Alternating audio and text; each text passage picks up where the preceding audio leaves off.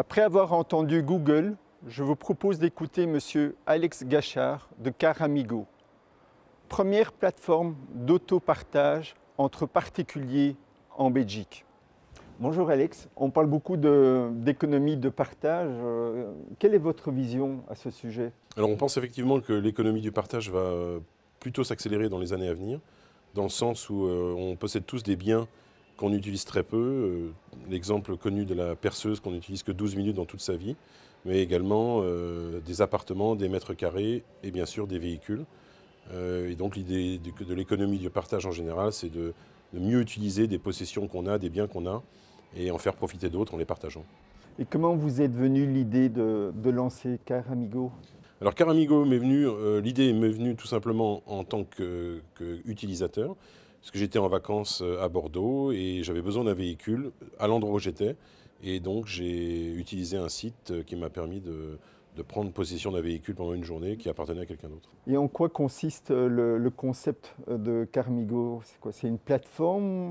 Alors le concept, c'est tout simplement de créer un profil, donc de mettre en relation un propriétaire d'un véhicule qui s'en sert pas ou peu, avec une personne qui en a besoin temporairement.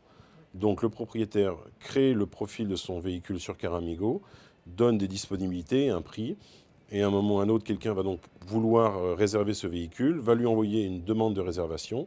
Si elle est acceptée, le propriétaire et le conducteur vont donc se rencontrer, échanger les clés, et ce jour-là, le point central, c'est donc l'assistance routière de Touring, qui va commencer à couvrir le véhicule pendant toute la durée de l'autopartage et également une assurance Omnium.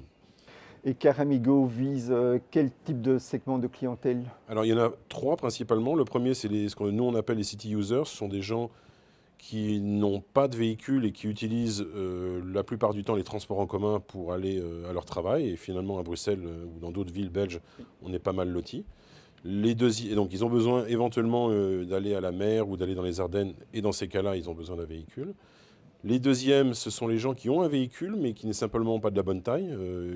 Quelqu'un qui a une petite voiture et qui, pour aller en vacances au ski, a besoin d'un véhicule plus important.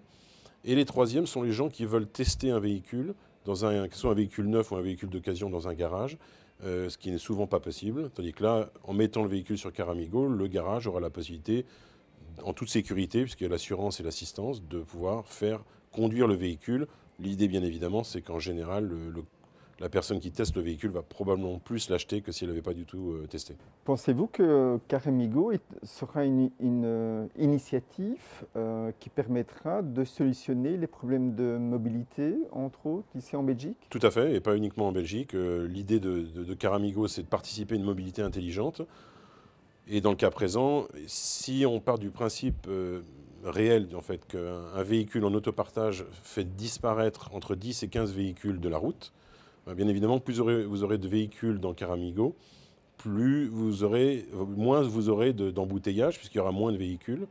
Et donc, grâce à ça, on espère améliorer un petit peu les problèmes de mobilité en Belgique. Et de toute façon, au final, ça fait du sens, puisque posséder tous un véhicule dont on ne se sert pas, en fait, c'est ridicule.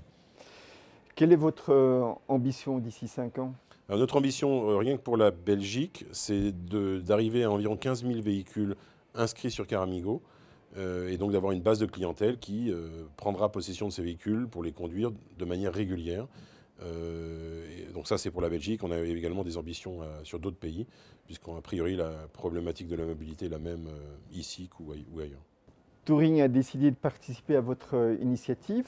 Qu'attendez-vous de ce partenariat avec Touring? Alors, il y a deux facettes à ce partenariat. Une première facette qui est vraiment une relation client-fournisseur, où Touring va nous fournir une prestation d'assistance routière tout au long des autopartages. Donc ça, c'est une relation assez classique. Il y a également une volonté de la part des autres d'évangéliser une mobilité intelligente auprès du public en général et en particulier auprès des membres Touring. Et dans ces cas-là, on est plus sur une position de partenariat, donc entre Touring et Caramigo, j'espère sur du long terme. Merci Alex pour cet entretien. De rien.